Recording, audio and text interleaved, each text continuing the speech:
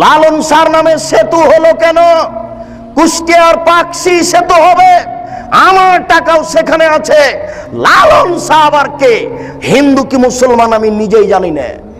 কার নামে আমার সেতু হবে মানে? কারো বাপের টাকা নাকি? এটা আমার টাকা, নিজের বাপের টাকা দান করে লালন শাহ সেতু করতে হবে। সাবধান থাকুন। ও বাদশাহ শাহজাহান, টাকার জবাব দিতে হবে। স্ত্রী মারা গেছে, কবর দিয়ে রেখে আসেন বেটা। 8 কোটি টাকা দিয়ে স্ত্রীর কবর মানান মানে 20,000 লোক 22 বছর কাজ করে। কি দেখাতে চাচ্ছেন আপনি? ভাবছেন কি? কয়দিন সময়, সেই দিন আর বেশি দেরি নেই। যেই দিন অক্ষরে অক্ষরে বুঝাতে হবে টাকা কার, এসব টাকা কার। আশ্চর্য! কেন হবে ব্যক্তির নামে বিমানবন্দর? কেন হবে ব্যক্তির নামে সেতু? কেন হবে এসব অন্যায় যেখানে সেখানে? এত ছবি মূর্তি রাস্তাঘাটে কেন হবে? আমি মূর্তি গড়তে এসেছি, আমি মূর্তি ভাঙতে আসি, আমি মূর্তি গড়তে আসিনি, আমি মূর্তি ভাঙতে এসেছি। আমি মুসলিম চির রণবীর, আমি মরণকে করি না ভয়। মরলে শহীদ, বাঁচলে গাজী, আমার উভয় সমান। আমার জেল যতটুকু, সেল ততটুকু, বাইরে যতটুকু ভিতরে ততটুকু, জেলে যতটুকু সেলে ততটুকু, বাহিরে যতটুকু ভিতরে ততটুকু। আমি মুসলিম চির রণবীর, মরণকে করি না ভয়। আমি মাথায় করে মূর্তি রাস্তায় নিয়ে যেতে পারি না। তুমি কাপুরুষ, তুমি কাপুরুষের বাচ্চা। তোমার শরীরে পুজ আছে, তোমার শরীরে পুজ আছে, তোমার শরীরে রক্ত নেই।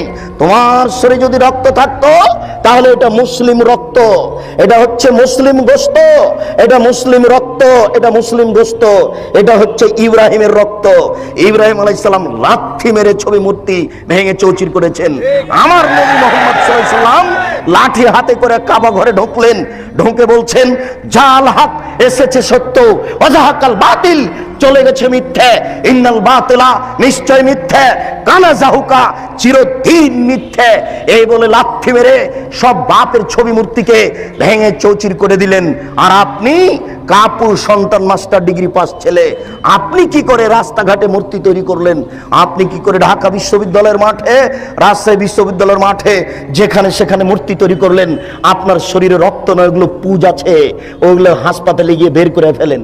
ওগুলো দিয়ে লাভ হবে না, এই বিদ্যা দিয়ে লাভ হবে না। সামাজিক কুসংস্কারে একবারে সমাজ পরিপূর্ণ হয়ে আছে, সামাজিক কুসংস্কারে সমাজ একবারে পরিপূর্ণ হয়ে আছে। আশ্চর্য! সারা বাংলাদেশে রাস্তাঘাটে ল্যাংটা মেয়েকে সাজিয়ে দিয়ে লাক্সাবান বিক্রি করা হচ্ছে। এটাই হচ্ছে জাহেলিয়াত। টিভিতে অন করলেই চলে আসে ল্যাংটা মেয়ে পাউডার বিক্রি করছে, এটাই হচ্ছে জাহেলিয়াত। টিভি অন করলে দেখা যায় নগ্ন মেয়ে চলে আসছে, দাঁতের মাজন বিক্রি করছে, এটাই হচ্ছে জাহেলিয়াত। আপনার এই টিনগুলিতে আছে ছবি মূর্তি গরুর, এটাই হচ্ছে জাহেলিয়াত। জায়নামাজে আছে কাবা ঘরের ছবি, এটাই হচ্ছে জাহেলিয়াত। মসজিদের মেহরাবের দুই দিকে লেখা, দুই দিকে আছে কাবা ঘরের টাইলস, এটাই হচ্ছে জাহেলিয়াত। মেহরাবের ডান দিকে আল্লাহ, বাম দিকে মোহাম্মদ, এটাই হচ্ছে জাহেলিয়াত। জন্মদিবস পালন করা জাহেলিয়াত, মৃত্যু দিবস পালন করা জাহেলিয়াত, 26 পালন করা জাহেলিয়াত, 21শে ফেব্রুয়ারি পালন করা জাহেলিয়াত, 16 ডিসেম্বর পালন করা জাহেলিয়াত, স্মৃতিসৌধ তৈরি করা জাহেলিয়াত, শহীদ মিনার তৈরি করা জাহেলিয়াত, শহীদ মিনারে ফুল চড়ানো জাহেলিয়াত, সংসদ ভবনে নীরবতা পালন করা জাহেলিয়াত, শিখা চিরন্তন শিখা অনির্বাণ একে হিসাব করা জাহেলিয়াত, স্মৃতিসৌধকে মূল্যায়ন করা জাহেলিয়াত। শুনুন, 31st নাইট হচ্ছে জেনার রাইট। ঢাকা শহরে সেদিন জেনা হয়, এই 31st নাইট হচ্ছে জেনার রাইট। চিটাগাঙ্গে জেনার রাইট, সারা বিশ্বের বড় বড় শহরে জেনার রাইট। এই জেনার রাইটকে মূল্যায়ন করা হচ্ছে জাহেলিয়াত। পহিলা বৈশাখ আমি কি হিন্দুর বাচ্চা? আমি তোকে কবর দিতে এসেছি। আমি আবার ওই ইলিশ মাছ রান্না করে নিয়ে, পান্তা ভাত নিয়ে বট গাছের নিচে খাবো কেন? আমি কি অমুসলিম? আমি কি হিন্দুর ঘরে জন্ম নিয়েছি? একে মূল্যায়ন করা হচ্ছে জাহেলিয়াত। রাস্তাঘাটে ছবি মূর্তি তৈরি করা জাহেলিয়াত, একটা আর একটার নামে চালু করে দেওয়া জাহেলিয়াত। এই সমাজে জাহেলিয়াত পরিপূর্ণ হয়ে আছে। এগুলো হচ্ছে জাহেল নেতাদের কাজ। এবার আসেন একটু হুজুরের অবস্থা। হুজুরের অবস্থা বড় জটিল। সামাজিক জাহেলিয়াতের চেয়ে হুজুরের অবস্থা অনেক অনেক অনেক বেশি কঠিন। বুঝতে পারলাম না। আমার রাজশাহী নওদাপাড়া মাদ্রাসার পাশে লেখা আছে, নওদাপাড়া মাদ্রাসার পাশে দুইটা সাইনবোর্ড দেওয়া আছে যে ওরসে পাক আপনার ওই শাহচন্দ্রপুরী। সারা বাংলাদেশে যে ফেস্টন ব্যানার দেওয়া হয়েছে, এই সারা বাংলাদেশের ব্যানারের পিছনে কয়েক কোটি টাকা খরচ আছে। আপনাকে বুঝে নিতে হবে এটাই ধর্মের নামে জাহেলিয়াত। সারা বাংলাদেশের মাটিতে যেখানে সেখানে লেখা আছে বিশ্ব আশেক রাসূল সম্মেলন। কে করলো? মনে হচ্ছে যে রাতে রাতে হয়ে গেছে। দেওয়াল লিখতে কয়েক কোটি টাকা খরচ আছে। এটাই হচ্ছে জাহেলিয়াত। আশ্চর্য, গতকালকে 11টার পরে আমি হাজিদের এক সম্মেলনে নাটোরে বক্তব্য দিচ্ছিলাম। সব হাজি প্রায় 250-300 হবে, 300 জন প্রায় হাজি হবে উপস্থিত। আমাকে কিভাবে তারা দাওয়াত দিল আমিও বুঝতে পারলাম না। যাক, আমি তাদের সাথে কথা বলতে গিয়ে দুই একটা কথা পেশ করেছি। তার একটা কথা পেশ করেছি যে আমি 2007 সালে হজ সফরে গেছিলাম। তো আমি যখন ওই হাজি ক্যাম্পে ঢুকলাম তখন দেখছি ওখানে সবাই অজু করে গোসল করে পোশাক পরে 2 রাকাত নামাজ পড়ছে। আমার খুব কাছের সাথী ভাই আমার এই মোশাররফ ভাই বেরায়েত। আমি বলছি ব্যাপারটা কি, এরা এরকম কেন করছে? আবার ওখানে বলছে লাব্বাইক লাব্বাইক আল্লাহুম্মা লাব্বাইক লাব্বাইক লা শারিকা লাকা লাব্বাইক, এভাবে চিৎকার করছে। তখন আমি বললাম যে মোশাররফ ভাই কেমন কথা হলো, এদেরকে বলা যায় না। আরে তো ভারত বাংলাদেশ পাকিস্তানের জন্য এহরাম বাঁধার জায়গা হচ্ছে এলামলাম। যখন বিমানটা এলামলামের উপর দিয়ে পার হবে তখন বৈমানিকের পক্ষ থেকে লোক এসে বলবে আপনারা এহরাম বাঁধুন, আপনারা এহরাম বাঁধুন। তখন তাকে বলা শুরু করতে হবে লাব্বাইক উমরাতান, এই কথা বলে এই যে শুরু হবে লাব্বাইক আল্লাহুম্মা লাব্বাইক লাব্বাইক লা শারিকা লাকা লাব্বাইক ইন্নাল হামদা ওয়ান নি'মাতা লাকা ওয়াল মুলক লা শারিকা লাক। এই যে চললো একাকার, যে যত পারে একবারে চিলিয়ে একাকার করে দিবে। আল্লাহ রাসূল এইভাবে অনুমতি দিয়েছেন। তো এখানে ঢাকা হাজি ক্যাম্পে যে হয়ে গেল এলামলাম, তখন আমি একজনকে বললাম যে ভাই এটা ঠিক নয়, এটা তো এলামলাম নয়। তখন বলছে আরে এটা তো ঢাকা হাজি ক্যাম্প, বাড়ি থেকে যদি বলি তবুও হবে। এখন তাকে কে বলবে যে আপনার যদি বাড়ি থেকেই চলে তো মোহাম্মদ সাল্লাল্লাহু আলাইহি সাল্লাম কি কলা করতে এসেছিলেন? উনি কি ছাই করতে এসেছিলেন? আপনারটাই যদি চলে তো উনি কেন আসলেন? আপনারটাই যদি চলে তো উনি কেন আসলেন? তার কি দাম, তার কি মূল্যায়ন? আশ্চর্য, জোর করে ধর্ম মানছেন, অসম্ভব হতে পারে না। এটাই জাহেলিয়াত। সারা বাংলাদেশে যে সব দেওয়ানবাগি চলছে এটাই হচ্ছে জাহেলিয়াত। শুনুন, এই দেশের মাটিতে যা আপনার চলছে ওই চিশতিয়া নকশবন্দ দিয়ে মুজাদ্দিদ দিয়ে এই সব তরিকা জাহেলিয়াত। 1980 সালের জরিপে এই দেশের মাটিতে 2,98,000 পীর আছে। সব পীরের সব তরিকা হচ্ছে জাহেলিয়াত। এই মাইজ ভান্ডারি হচ্ছে জাহেলিয়াত। আশ্চর্য, নারী পুরুষ একাকার হয়ে জিকির করছে। সেদিন আমরা গেছিলাম নরসিংদী, নজরপুরা নরসিংদী নাকি নজরপুরা একটা গ্রামে গেছিলাম নরসিংদী। তো আমরা নজরপুরা থেকে বক্তব্য দিয়ে আসলাম, পাশে গান বাজনা দিয়ে বাদ্যযন্ত্র দিয়ে নারীর বক্তব্য চলছে। নারীর বক্তব্য, নারী গাজাল করছে, বক্তব্য দিচ্ছে, বাদ্যযন্ত্র চলছে। আরে সংসদ ভবনের মমতাজ বেগম ডুবি তবলা দিয়ে জিকির করে। আশ্চর্য। আর কোরআন নাকি 30 পারা নয় 90 পারা। 30 পারা হচ্ছে জাহেরি আর 60 পারা হচ্ছে বাতেনি। এরই নাম হচ্ছে ধর্মীয় জাহেলিয়াত। একে ঠেকাবে কে? এই জন্য আপনাকে বলি এই হিফজখানা বন্ধ করতে হবে। যেখানে কোরআন হাদিস শিক্ষার ব্যবস্থা আছে সেখানে হিফজখানা খুলতে হবে। এই ছেলেটাকে আপনি কেন হাফেজ করলেন? এর বয়স হচ্ছে 16 বছর, মাথায় একটা উঁচু টুপি দিয়েছে, তার উপর একটা রুমাল দিয়ে মানুষের বাড়িতে মিলাদ করে বেড়াচ্ছে, কোরআন মাজিদ পড়ছে আর ভালো কিছু খাবার দিচ্ছে, 200 টাকা পকেটে দিয়েছে, একবারে খুশি হয়ে গেছে, চিৎকার করে আমার বাপের নামে দোয়া করে চলে আসলো। এ জাতির কি করতে পারে? যে চলিসা করে বেড়াই, যে কুলখানি করে বেড়াই, যে মানুষের দোকান উদিয়ে করে, আপনার উদ্বোধন করে কোরআন মাজিদ পড়ে, যে মানুষের বাড়ি উদ্বোধন করে কোরআন মাজিদ পড়ে, সেই হাফেজ দিয়ে কি হবে? সেই হিফজখানা বন্ধ করতে হবে। এই সামাজিক জাহেলিয়াত, এই ধর্মীয় জাহেলিয়াতের জন্য এই 3 নম্বর শ্রেণীর ছেলে দেওয়া হবে না। একেবারে বলিষ্ঠ কণ্ঠের, একেবারে নির্ভীক সেনা, যার অন্তরে কোনো ভয় ভীতি থাকবে না, যার বিদ্যের সামনে পৃথিবীর কোনো বিদ্যা টিকবে না। জাকির নায়েকের মতো পৃথিবীর কোনো বিদ্যা তার সামনে টিকবে না, এবং নির্ভীক সেনা হবে। আমি মুসলিম চির রণবীর, মরণকে করি না ভয়, মরলে শহীদ বাঁচলে গাজী। এই কণ্ঠ নিয়ে যে মাঠে নামবে, সেই জাতির উপকার করতে পারে, সেই এই সামাজিক কুসংস্কার বন্ধ করতে পারে, সেই এই ধর্মীয় কুসংস্কার বন্ধ করতে পারে। তাছাড়া এইসব হাফেজ দিয়ে কাজ হবে না। এ তো মানুষের দোকান উদ্বোধন করে, এ তো মানুষের বাড়ি উদ্বোধন করে। এর দ্বারা শরীয়তের কি আশা করা যেতে পারে? শুনুন, ওই পশ্চিম দিকে গাধাতে ইট বহে। গাধাতে কি বহে? ইট বহে। ভ্যান যেখানে যেতে পারে না, গাধা সেখানে যেতে পারে। অনেকগুলি ইট আপনি গাধার উপরে চাপিয়ে দিয়েছেন, এরপরে যেখানে নামাতে হবে সেখানে গাধা চলে গেল। এবার আপনি কি করেছেন? আপনি বইয়ের দোকানদার, অনেকগুলি কোরআন মাজিদ তার উপরে তুলে দিয়েছেন। ও চলে গেল আপনার কোরআনের দোকানে। তো গাধা কি জানতে পারলো যে এখন কোরআন না ইট? ও তো জানতে পারলো না যে আমার পিঠে কোরআন আছে না ইট আছে।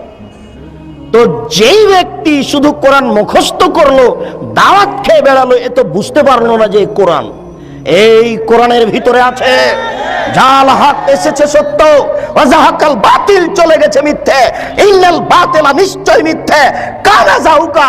এই দেশের জাহেলিয়াতকে লাথি মেরে ডুবিয়ে দিতে চাই, এই দেশের অন্যায়কে যে কোনো মূল্যে উৎখাত করতে চাই। আল্লাহ, তুমি বড় দয়াবান, তুমি বড় রহমান, তুমি বড় ক্ষমাশীল, তুমি বড় শক্তিশালী। তোমার শক্তির দরবারে আশাধারী হয়ে বলছি, আমি বন্ধা হলে কি হবে? আমার স্ত্রী বন্ধা হলে কি হবে? আমার বয়স 80 হয়েছে, তাতে কি হবে? আমার স্ত্রী বন্ধা হলে কি হবে? এমন একটি ছেলে তুমি দান করো, যেই ছেলে এরকম বিদ্যা অর্জন করবে এবং যে কোনো অন্যায়ের বিরুদ্ধে লড়ে পড়বে, জেল সুলি ফাঁসির 5 পয়সা দাম দিবে না। এরকম ছেলে একটা তোমার দরবারে দাবি রেখে সামনের দিকে আগাচ্ছি। আলেমদের অবস্থা। আনাস রাদিয়াল্লাহু তাআলা আনহু বলেন, রাসূল সাল্লাল্লাহু আলাইহি ওয়াসাল্লাম বললেন, রাআইতু লাইলাতান উসরিয়া বি, আমি এক রাতে একদা আমি নিজেকে দেখলাম জিবরাইল আমাকে উপর দিকে নিয়ে চলে যাচ্ছেন। আমাদের নবী বলছেন, জিবরাইল একদা আমাকে উপর দিকে নিয়ে চলে যাচ্ছেন। যেতে যেতে দেখি অনেক মানুষ, তুকরাজো সাফাহুম বিমাকারিজা মিনান নার, যাদের ঠোঁট এবং জিহ্বাকে আগুনের কেঁচি দিয়ে কেটে দেওয়া হচ্ছে। আমি বললাম, জিবরাইল মান হাউলায়, এরা কারা? হায় হায়, যাদের ঠোঁট এবং জিহ্বাকে আগুনের কেঁচি দিয়ে কেটে দেওয়া হচ্ছে, এরা কারা? তখন জিবরাইল আলাইহিস সালাম বললেন, হাউলায়ে খুতবাউ মিন উম্মাতিক, এরা হচ্ছে আপনার উম্মতের বক্তা, যারা বক্তৃতা করে বেড়ায়, তাদের ঠোঁট এবং জিহ্বাকে আগুনের কেঁচি দিয়ে কেটে দেওয়া হচ্ছে। বারবার বলছে কোরআন শরীফ, অথচ কোরআন শরীফ হবে না, কি হবে? কোরআন মাজিদ। তাহলে বক্তা দিয়ে কি হতে পারে? কোরআন মাজিদের শেষে যে দোয়া আছে 1 পৃষ্ঠা, সেটাও মানুষ রচিত। তাহলে আলিম দিয়ে কি হতে পারে? কোরআন তেলাওয়াত শেষে সাদাকাল্লাহুল আজিম বললে এই আলেম দিয়ে কি হতে পারে? যে ব্যক্তি মানুষের মতামতকেই বলে চূড়ান্ত, সেই ব্যক্তি দিয়ে কি হতে পারে? আল্লাহ রাসূল বলছেন, আমি দুনিয়া থেকে চলে গেলাম, দুটি জিনিস রেখে গেলাম, কোরআন এবং আমার হাদিস। কি করে ব্যক্তির কথা এখানে আসতে পারে? বড় হুজুরের কথা কি করে আসতে পারে? পীর সাহেবের কথা কি করে আসতে পারে? বুজুর্গানের দিনের কথা কি করে আসতে পারে? পৃথিবীর কোনো মানুষের কথা গ্রহণীয় হবে না, শুধুমাত্র একজন মানুষের কথা গ্রহণীয় হবে, যার নাম মুহাম্মদ সাল্লাল্লাহু আলাইহি সাল্লাম। তিনি বলছেন, শোনো, লাউ কানা মূসা হাইয়ান, আজ যদি মূসা আলাইহিস সালাম জীবিত হন, পীর সাহেব তো দূরের কথা, বড় হুজুর তো দূরের কথা, বুজুর্গানের দিন তো দূরের কথা, এখন যদি মূসা আলাইহিস সালাম জীবিত হন, তারাক্তুমুনি, যদি তোমরা আমাকে ছেড়ে দাও লাত্তাবাতুমুহু, আর তোমরা যদি মূসাকে গ্রহণ করো তাহলে তোমরা লাসলালতুম, ভ্রান্ত হয়ে যাবে, তোমাদেরকে জাহান্নামে যেতে হবে। তোমার পীর সাহেব তো দূরের কথা, বুজুর্গানে দিন তো দূরের কথা, এখন যদি মূসা আলাইহিস সালাম জীবিত হন, মূসা, আর তোমরা যদি আমাকে ছেড়ে দিয়ে মূসাকে মানো তাহলে তোমাদের সবাইকে জাহান্নামে যেতে হবে, কেউ টিকতে পারবে না। তাহলে আপনার পীর সাহেব বুজুর্গানে দিন কোন ব্যক্তির এখানে প্রশ্নে আসে না, মাত্র একজন মানুষের কথা চলবে, যার নাম মুহাম্মদ সাল্লাল্লাহু আলাইহি সাল্লাম। ওসামা ইবনে যায়েদ রাদিয়াল্লাহু তাআলা আনহু বলেন, রাসূল সাল্লাল্লাহু আলাইহি সাল্লাম বলেন, ইজা ইয়াউমাল কিয়ামা বিরাজুলিন ইউলকা ফিন্নার, বিচারের মাঠে একজন লোককে নিয়ে যাওয়া হবে, এরপরে জাহান্নামে নিক্ষেপ করা হবে। তান্দালে কাকতা বহু ফিন্নারে, সেই ব্যক্তি জাহান্নামে যাওয়ার সাথে সাথে নাড়ি ভুঁড়ি তার বের হয়ে ঝুলতে থাকবে। ওয়াথানু ফিহা কাতাহানিল হিমারে বেরাহাহু, ও তার নাড়ি ভুঁড়ির চতুর্দিকে ঘুরতে থাকবে জাহান্নামে, যেইভাবে গাধা তার রাহাটের চতুর্দিকে ঘুরতে থাকে। এই কথা আপনি ভালোভাবে বুঝতে পারবেন না। গরুর পায়ে ধান মারা দেখেছেন কি? গরু যেমন ধানের উপরে ঘুরে, ওইভাবে মাওলানা সাহেব তার নাড়ি ভুঁড়ির চতুর্দিকে ঘুরবে। ফায়াজতামু আলাইহি আহলুন নার, জাহান্নামীরা সেখানে জমা হয়ে বলবে, মালাক, হুজুর কি খবর? হুজুর আপনার অবস্থা কেন এইরূপ? তা'মুরুনা বিল মারুফ ওয়া তানহাউনা আনিল মুনকার, আপনি তো আমাদেরকে ভালো কাজের আদেশ করছিলেন, মন্দ কাজের নিষেধ করছিলেন, তা আপনি কেন জাহান্নামে? আপনার অবস্থা কেন এইরূপ? তখন মাওলানা সাহেব বলবেন, কি বলি, আমরুকুম বিল মারুফ ওয়া লা আতিহি, আমি ভালো বলেছি, ভালো করিনি যে। ওয়ানহাকুম আনিল মুনকার ওয়া আতিহি, আমি মন্দ থেকে নিষেধ করেছি আর নিজেই মন্দ করেছি। চুক্তি ছাড়া হুজুরের বক্তব্য চলে না। হুজুর বক্তব্য এখানে ঠিকই দেন, আর মেয়ে ঠিকই ঢাকা বিশ্ববিদ্যালয়ে পড়ে ফতোয়া গায়ে দিয়ে। আরে 4 মাসের চিল্লাই চলে গেছে হুজুর গো, আহাল পরিবার কার হাতে জিম্মে দিয়ে চলে গেছে। স্ত্রী ঠিকই নগ্ন হয়ে ঘুরে বেড়াচ্ছে, মেয়ে ঠিকই কলেজের মাঠে ঘুরছে, আবার উনি লন্ডনে গিয়ে তাসবিহ টিপছে। দেখেন আশ্চর্য ধর্ম। আপনি এদেশের নেতা নেত্রীর ধর্ম দেখে অবাক হচ্ছেন, আপনি দেখেন হুজুরের ধর্ম আশ্চর্য। আমরা নেতা নেত্রীর ধর্ম দেখে আশ্চর্য হই যে নেতা নেত্রী কবরের পাশে দাঁড়িয়ে হাত তুলে দোয়া করছে। আরে নেতা নেত্রী নারী পুরুষ তো আছে আছে, হিন্দু হাত তুলে আছে। তাহলে ধর্মকে মজাক করা হচ্ছে। এটা ধর্ম কিছু না, একটা হাতের ময়লা, একটা নিজের ব্যাপার। ঠিক নেতা নেত্রীর যেমন নিজের ব্যাপার, এই চিল্লার হুজুরের তেমন নিজের ব্যাপার। ওইখানে গিয়ে তাসবিহ টিপে, আর এইখানে মেয়ে বিশ্ববিদ্যালয়ে পড়ে। আশ্চর্য। আল্লাহ রাসূল বলছেন যে তোমার উপরে তোমার স্ত্রীর 5টা জিনিস রাখলাম। এই শোনো, তোমার উপরে তোমার স্ত্রীর 5টা জিনিস রাখলাম। 1, যে মানের খাচ্ছ সে মানের খাওয়াবা। 2, যে মানের পড়ছো সে মানের পড়বা। 3, কখনো কটু কথা বলবা না। 4, কখনো মুখের উপরে মারবা না। 5, তুমি তোমার বাড়ি ছাড়া তাকে কোথাও যেতে দিবা না, তোমার বাড়ি ছাড়া কোথাও তুমি তাকে থাকতে দিবা না। এটা স্বামী মানে ক্ষমতা। স্বামী মানে ক্ষমতা। চাচির বাড়ি যেতে পাবে না, খালার বাড়ি যেতে পাবে না, ফুফুর বাড়ি যেতে পাবে না, মায়ের বাড়ি যেতে পাবে না। যেতেই যদি হয় তাহলে 3 দিনের বেশি থাকতে পাবে না। 3 দিন থাকলে আপনাকে সাথে থাকতে হবে। 3 দিনের বেশি থাকলে সাদকা হয়ে যাচ্ছে, ওটা আপনাকে খরচ দিতে হবে, টাকা আপনাকে দিতে হবে। 3 দিনের পরে যেটা আপনার শ্বশুর বাড়িতে খাবে ওটা সাদকা, অতএব 3 দিনের পরে চলবে না। মেহমানি 3 দিনের বেশি চলে না। শুনুন, আপনার বাড়ি ছাড়া আপনার স্ত্রী কোথাও থাকতে পারে না। তো বাজারে আছে যে আপনি মরেছেন এই জন্য, আপনার বড় ছেলে মারা গেছে এই জন্য আপনার স্ত্রী বাজারে আছে। ও বাজারে যাবে কেন? ও তো নারী, ও তো বাড়ির জিনিস। ওকে আল্লাহ রাসূল ঘেরে রাখতে বলছেন, ওকে আল্লাহ রাসূল ঢেকে রাখতে বলছেন, ওকে আল্লাহ বাড়িতে থাকতে বলছেন। আল্লাহ তাআলা বলছেন, ওয়াকারনা ফি বুয়ুতিকুন্না ওয়ালা তাবাররাজনা তাবারুজাল জাহিলিয়াতিল উলা। হে মুসলিম মহিলা, তোমরা বাড়িতে থাকো। বন্যতার যুগে, বর্বরতার যুগে অসভ্যতার যুগে নারীরা যেভাবে প্রদর্শনী দিয়ে চলতো সেভাবে তোমরা চলো না। এটাই হচ্ছে বন্যতা, এটাই হচ্ছে বর্বরতা, এটাই হচ্ছে অসভ্যতা। অতএব আপনি বাড়ি রেখে কোথায় যাবেন? পাঁচটা জিনিস আপনার উপরে জরুরি জিম্মেদারি। আপনি বাড়ি থেকে চলে যাচ্ছেন, এটা হচ্ছে আলেম মানুষ হিসেবে আপনার একটা দুর্গতি আসার প্রমাণ। শুনুন, আবু হুরায়রা রাদিয়াল্লাহু তাআলা আনহু বলেন, অন্য এক বর্ণনায় সামরা ইবনে জুনদুব রাদিয়াল্লাহু তাআলা আনহু বলেন, আল্লাহর নবী বলছেন, আমার দুই হাত ধরে জিবরাইল এবং মেকাইল টেনে নিয়ে যেতে লাগলেন। যেতে যেতে দেখি একটা লোক এইভাবে চিথে শুয়ে রয়েছে, পাশে একটা লোক দাঁড়িয়ে আছে, তার হাতে একটা বড় পাথর রয়েছে। এই পাথর দিয়ে তার মাথাকে ভেঙে চৌচির করে দিচ্ছে। ফায়দা যারা বাহু তাদা দাহাল হাজারো ফান্তালাকে এলাইহে, মারার সাথে সাথে মাথা ফেটে একবারে চৌচির হয়ে যাচ্ছে আর পাথরটা ছিটকে দূরে চলে যাচ্ছে। এই লোকটি আবার পাথর আনতে যাচ্ছে, পাথর আনতে না আনতেই মাথা ঠিক হয়ে গেছে, আবার মারে, আবার চৌচির হয়, পাথর দূরে চলে যায়। আল্লাহ রাসূল বললেন, জিবরাইল মা হাজা, একই দৃশ্য, এ কে যার মাথাকে এভাবে চৌচির করে দেওয়া হচ্ছে, ফাটিয়ে দেওয়া হচ্ছে?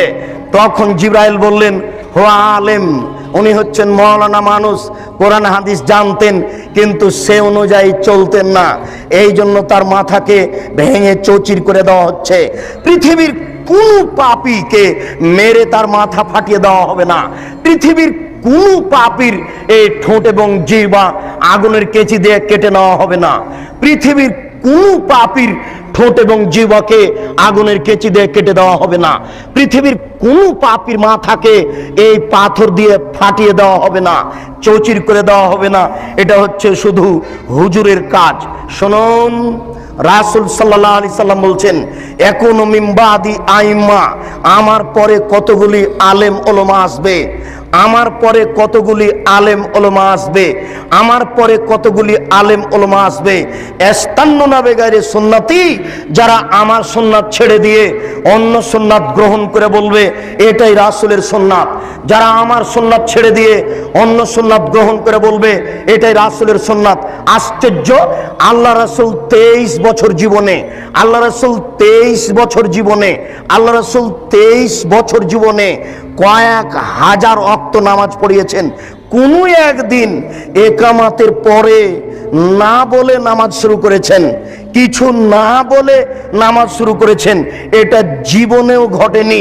তিনি আগে বলেছেন, সাউসুফুফাকুম, কাতার সোজা করুন, অতারাসু, প্রাচীরের মতো হয়ে দাঁড়ান, শুদ্ধু খেলালাকুম, তোমাদের আপনাদের ফাঁকা বন্ধ করুন।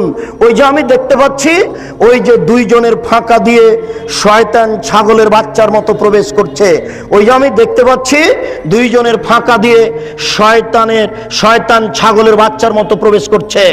আপনারা দুইজনের ফাঁকা বন্ধ করুন, প্রাচীরের মতো হয়ে দাঁড়ান, কাতার সোজা করুন। মান সাদ্দা ফুরজাতান বানাল্লাহু লাহু বাইতান ফিল জান্নাহ, কেউ যদি দুইজনের ফাঁকা বন্ধ করে তাহলে আল্লাহ তার জন্য জান্নাতে ঘর বানাবেন, তাহলে আল্লাহ তার জন্য জান্নাতে ঘর বানাবেন। চলেন আপনাকে মাদারটেক বাজারে দুই একটা মসজিদে দেখাই, দুইজন দাঁড়িয়ে আছে, দুইজনের মাঝে আরো দুইজন ধরবে।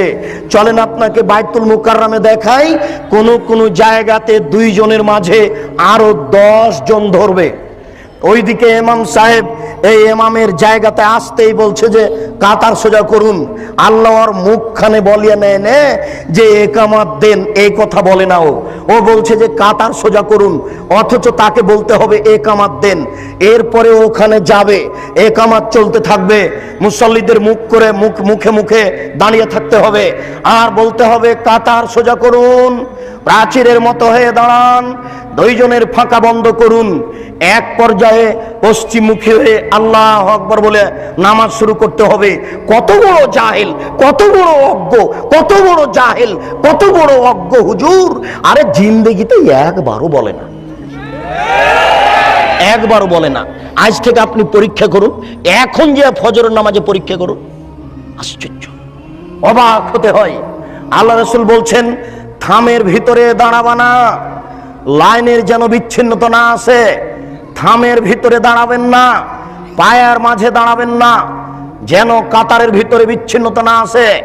কেউ যদি ওই পায়ার মাঝামাঝিতে দাঁড়িয়ে গেছে, তখন সাহাবীগণ তাকে ধাক্কা দিয়ে আগে এবং পিছে করে দিয়েছেন। ওরে হুজুর কত বড় জাহেল, ওই কাতারের মাঝে এইভাবে রেখেছে জুতা স্যান্ডেলের বাক্স। দেখেন আপনি এই বাজারে, এই শহরে কত মসজিদ এইভাবে আছে। আল্লাহর নবী বলছেন, এক শ্রেণীর মাওলানা আলেম ওলামা বের হবে যারা আমার সুন্নাত ছেড়ে দিয়ে অন্য সুন্নাত ধরে বলবে এটাই রাসূলের সুন্নাত। লাখো সুন্নাতকে তারা কবর দিচ্ছে, যেটা রাসূলের নয়। রাসূলের যেটা আছে সেটাকে কবর দিয়ে অন্য একটা বানিয়ে চলেছে। আশ্চর্য, আপনাকে একটু বলতে হয়, আশ্চর্য আপনাকে একটু বলতে হয়, আমাদের নবী বৃহস্পতিবার এবং সোমবার রোজা থাকতেন। কেন জানেন? আমাদের নবী বৃহস্পতিবার এবং সোমবার রোজা থাকতেন এই জন্য যে সাপ্তাহিক রিপোর্ট পেশ করা হয় বৃহস্পতিবার আর সোমবার। আমাদের নবী মুহাম্মদ সাল্লাল্লাহু আলাইহি সাল্লাম চাইতেন যে যখন আমার রিপোর্টটা পেশ করা হবে তখন আল্লাহ দেখুক যে আমি রোজা আছি। আমার রিপোর্টটা যখন পেশ করা হবে তখন আল্লাহ দেখুক যে আমি রোজা আছি। এটা তিনি চাইতেন, এই জন্য বৃহস্পতিবার সোমবার সিয়াম পালন করতেন। বুঝাতে পেরেছি কি? বাৎসরিক রিপোর্ট পেশ করা হয় শাবান মাসে, বাৎসরিক রিপোর্ট পেশ করা হয় শাবান মাসে। আমাদের নবী মুহাম্মদ সাল্লাল্লাহু আলাইহি সাল্লামের জানা ছিল না যে শাবান মাসের কোন দিনে রিপোর্ট পেশ করা হয়। এই জন্য আয়েশা রাদিয়াল্লাহু তাআলা আনহা বলছেন যে ওই দিনটাকে ধরার জন্য আল্লাহ রাসূল পুরো শাবান সিয়াম পালন করতেন, তবে শাবানকে রমজানের সাথে লাগিয়ে দিতেন না। উম্মু সালামা রাদিয়াল্লাহু তাআলা আনহা বলেন, আমাদের নবী মুহাম্মদ সাল্লাল্লাহু আলাইহি সাল্লাম পুরো শাবান সিয়াম পালন করতেন, তবে শাবানকে রমজানের সাথে লাগিয়ে দিতেন না। কেন? তিনি ভাবতেন এই দিনটা আমাকে ধরতেই হবে। বাৎসরিক যখন রিপোর্ট পেশ করা হবে তখন আল্লাহ দেখুক যে আমি রোজা আছি। বাৎসরিক যখন রিপোর্ট পেশ করা হবে তখন আল্লাহ দেখুক যে আমি রোজা আছি। এটা দেখানোর জন্য তিনি শাবান মাসে বেশি বেশি রোজা রাখতেন। ভারত, বাংলাদেশ, পাকিস্তানের এই সব হুজুরেরা জাহেলের পরিচয় দিয়ে কিভাবে জেনে নিল সেই দিন 15ই শাবান। ভারত, বাংলাদেশ, পাকিস্তানের হুজুরেরা কিভাবে জেনে নিল সেই দিন হচ্ছে 15ই শাবান। তাই তারা কলকারখানা, অফিস, আদালত, কোর্ট কাচারি, শিক্ষা প্রতিষ্ঠান বন্ধ করে রাতে গোসল করে আতর গোলাপ মেখে দিনে রোজা থাকে। অসম্ভব হতে পারে না। আল্লাহ রাসূল বললেন আমার সুন্নাত ছেড়ে দিয়ে তারা অন্য সুন্নাতকে ধরে বলবে এটাই রাসূলের সুন্নাত। প্রায় পুরো শাবান সিয়াম পালন করা হচ্ছে রাসূলের সুন্নাত, আর একদিন সিয়াম পালন করা হচ্ছে ভারতের সুন্নাত, মানুষের সুন্নাত। 27শে রজব কোরআন মাজিদ নাজিল হয়েছে, আল্লাহ রাসূল গেছিলেন মেরাজে। এই কথার ভিত্তিতে মেরাজের দিন রোজা রাখতে হবে, এটা মিথ্যে। কোরআন মাজিদের আয়াত পেশ করা হচ্ছে মিলাদের জন্য 4টে। আল্লাহ মিলাদ করেছেন, নবী মিলাদ করেছেন, সাহাবীগণ মিলাদ করেছেন। কত বড় ডাহা মিথ্যে কথা সাহাবীদের উপরে। এগুলো সব বাতেনি কোরআন, এগুলো হচ্ছে বাতেনি বানাওয়াট কথা, অসম্ভব হতে পারে না। শুনুন, 27শে রজব রোজা হতে পারে না, 15ই শাবান রোজা হতে পারে না। এইগুলি হচ্ছে রাসূলের সুন্নাতকে ছেড়ে দিয়ে অন্য সুন্নাত গ্রহণ করা, রাসূলের আদর্শকে ছেড়ে দিয়ে অন্য আদর্শ গ্রহণ করা। তাই রাসূল সাল্লাল্লাহু আলাইহি সাল্লাম বলছেন ফিহিম রিজালুন, এই আলেমদের মধ্যে কতগুলি আলেম হবে, কুলুবুহুম কুলুবুশ শায়াতিন, শায়াতিন ফি জুসমানে ইনসিন, এদের অন্তর হবে শয়তানের অন্তর, এদের দেখতে লাগবে মানুষ। এদের অন্তর হবে শয়তানের অন্তর, এদের দেখতে লাগবে মানুষ। এদের অন্তর হবে শয়তানের অন্তর, এদের দেখতে লাগবে মানুষ। আল্লাহর রাসূল এক শ্রেণীর আলেমকে শয়তান বললেন। আল্লাহ রাসূল এক শ্রেণীর আলেমের জিহ্বা কেটে নেওয়া হবে এই কথা বললেন। এক শ্রেণীর আলেমকে জাহান্নামে নিক্ষেপ করা হবে, তার নাড়ি ভুঁড়ি বের হয়ে ঝুলতে থাকবে এই কথা বললেন।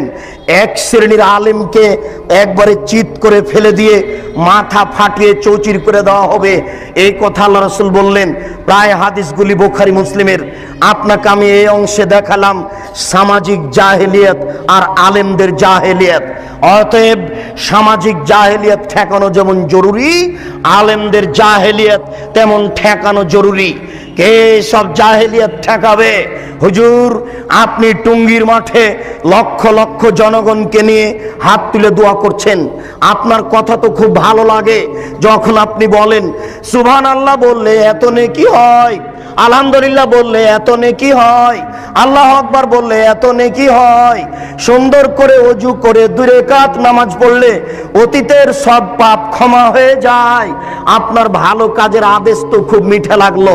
আপনি যখন হাত তুলে দোয়া করছেন তখন এই দেশের নেতা নেত্রী সামনে আছেন, এই দেশের লাখো লাখো জনগণ সামনে আছে। আপনি হাত তুলে দোয়া করার পূর্বে বলবেন শুনুন দেশবাসী, দেশের নেতা নেত্রী শুনুন, মহান আল্লাহ যেখানে ভালো কাজের আদেশ করতে বলেছেন সেখানে মন্দ কাজের নিষেধের কথা বলেছেন।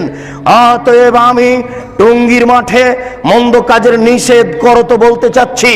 আলী রাদিয়াল্লাহু তাআলা আনহু বলেন, রাসূল সাল্লাল্লাহু আলাইহি সাল্লাম বলেন, আলী লা তাদু তিমসালান ইল্লা তামাস্তাহু, আলী তুমি ছাড়বে না কোন ছবি মূর্তি, সবকে ভেঙে খান খান করে দাও। ওয়ালা কাবরান মুশরিফান ইল্লা সাওয়াইতাহু, ছাড়বে না তুমি উঁচু কবর, সবকে ভেঙে সমান করে দাও।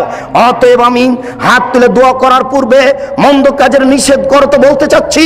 24 ঘন্টার মধ্যে বাংলাদেশে যত উঁচু কবর রয়েছে, শাহজালাল সিলেটি, শাহপরান আর গোলাপ শাহের মাজার আর আপনার শাহ নিয়ামতুল্লাহর কবর আর যত উঁচু কবর আছে সবকে ভেঙে দিতে হবে।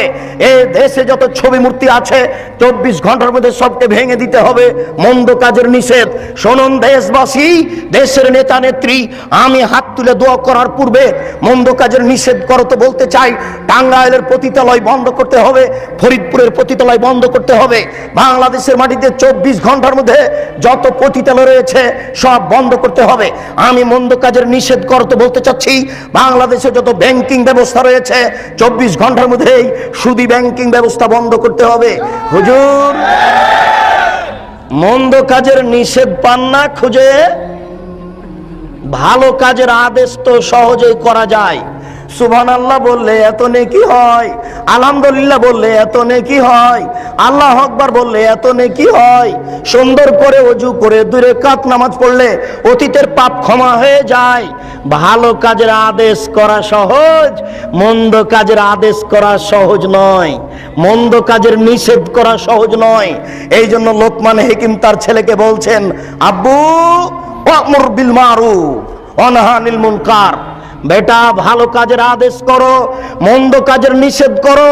ওয়াসবির আলা মা সাবাক, বেটা মন্দ কাজের নিষেধ করলে জেলসুলি ফাঁসি হবে, ওই সময়তে ধৈর্য ধারণ করিও। মন্দ কাজের নিষেধ করলে জেলসুলি ফাঁসি হবে, মন্দ কাজের নিষেধ করলে ধৈর্য ধারণ করিও।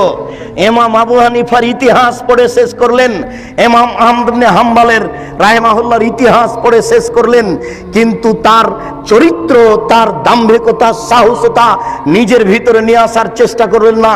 শুনুন দেশবাসী, একটা কথা মনে রাখবেন, মহান আল্লাহ বলেন, ইয়া আইয়ুহাল্লাযীনা আমানু আতিউল্লাহ ওয়া আতিউর রাসূল ওয়া লা তুবতিলু আমালাকুম, হে পৃথিবীর বিশ্বাসীগণ, তোমরা আল্লাহকে মান্য করো, রাসূলের আনুগত্য করো, তোমাদের আমল বাতিল করো না। শুনুন উপস্থিত বৈঠকের দিনী মুসলিম ভাই ও বোন, আল্লাহ তাআলা 1 নম্বর আয়াতে বলেছেন আল্লাহকে মান্য করুন, রাসূলের আনুগত্য করুন, তোমাদের আমল বাতিল করো না। আল্লাহ তাআলা বলেন আল্লাহকে মান্য করা মানে শিরক করা যাবে না, রাসূলের আনুগত্য মানে কোনো বেদাত কাজ করা যাবে না। মানুষ যদি আল্লাহকে মান্য না করে শিরক করে, মানুষ যদি রাসূলের আনুগত্য না করে বিদআত করে, তাহলে তার আমল বাতিল হবে। শিরক করলে অতীতের নেকি নষ্ট হয়ে যায়, আল্লাহকে অপমান করা হয়, আল্লাহকে হেয় তুচ্ছ করা হয়। শিরক করলে অতীতের নেকি নষ্ট হয়ে যায়, আল্লাহকে অপমান করা হয়, আল্লাহকে হেয় তুচ্ছ করা হয়। বিদআত করলে ইবাদত কবুল হয় না, রাসূলকে